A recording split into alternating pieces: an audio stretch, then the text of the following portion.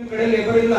So ಅದಕ್ಕೆ ನೀವ್ ಏನ್ ಮಾಡ್ಬೇಕು, ಎಸ್ಕೊಂತಾರೆ ಏನ್ ಮಾಡ್ತಾರ್ರಿ, ನೀವ್ ಎಲ್ಲಿ 2 ಕಿಲೋಮೀಟರ್ ಯಾವ್ದು ಗುಡ್ಡಕ್ಬೇಕಾದ್ರೆ ಲೈನ್ ಮೇಲೆ ಅವ್ರಂತ ನೀವು ಕಂಬ ಎಲ್ಲಿ ನಿಂತಾರ್ರಿ, ಬೇಕಾದ್ರೆ ವೈರ್ ಎಲ್ಲಿ ಬೇಕಂತಾರ್ರಿ, ಟಿಸಿನ ಎಲ್ಲಿ ನಿಂತಾರ್ರಿ, ನೀವು ಒಂದು ಸ್ಟ್ಯಾಂಡರ್ಡ್ ಕಂಪನಿ ಹೇಳ್ರಿ.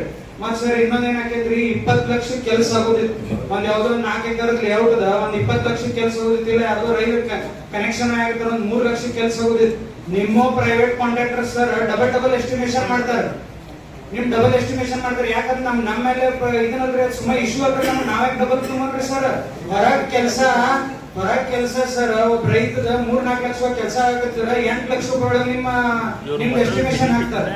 30-40% ಹೆಚ್ಚಿಗೆ ಏನ್ ಫೈದೆ ಐತ್ರಿ, ನಿಮ್ಗೂ ಫೈದೆ ಇಲ್ಲ, ನೀವನ್ ಹಾಕ್ತಿರಿ, ಲೇಬರ್ ಪ್ರಾಬ್ಲಮ್ ಐತಿದ್ರೆ. ಆಮೇಲೆ ಸರ್ ಇದ್ರ ಮೇನ್ ಪ್ರಾಬ್ಲಮ್ ಹೇಳ್ತೇನೆ. ಮೊದಲ ನಿಮ್ ಕೆಬಿ ಒಳಗ ಒಂದ್ ಕೌಂಟರ್ ಮಾಡ್ಕೊರಿ.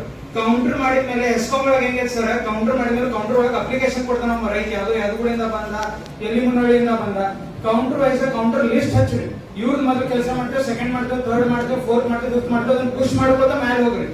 ಅದಿಲ್ಲ ಸರ್, ಯಾರು ಬೇಕಾದ್ರೆ ಯಾರು ಇನ್ಫ್ಲೂಯೆನ್ಸ್ ಸರ್ ಅವ್ರಷ್ಟು ಕೆಲಸ ಮಾಡ್ತೀರಿ, ಯಾರು 6 ತಿಂಗಳು ಮೊದಲು ಕೊಟ್ಟಾರ ಅವ್ರು ಬಿಟ್ಟು ಬಿಡ್ತೀರಿ. ಆರ್ಡರ್ ಒಳಗೆ ಹೋಗ್ರಿ, ಯಾರು ಒಂದು ಕೌಂಟರ್ ಸಿಗಟ್ಟಿಲ್ಲ ಸರ್. ಆಮೇಲೆ ಕೌಂಟರ್ ಇನ್ನೊಂದು ನಾ ಏನ್ ಕೇಳ್ತೇನ್ರಿ, ಅದ್ ಕೌಂಟರ್ ಮಾಡಿಲ್ಲ. ನೀವ್ ಎಷ್ಟು ಬೇಕಷ್ಟು ಎಸ್ಟಿಮೇಷನ್ ಮಾಡ್ತೀರಿ, ನಿಮ್ಮ ದುಡ್ಡು ತುಂಬಾಕ್ ನಾವು ರೆಡಿ ಅದು. ನೀವ್ ಎಷ್ಟು ಹೇಳಿದ್ರೆ ದುಡ್ಡು ತುಂಬ್ತೇವೆ.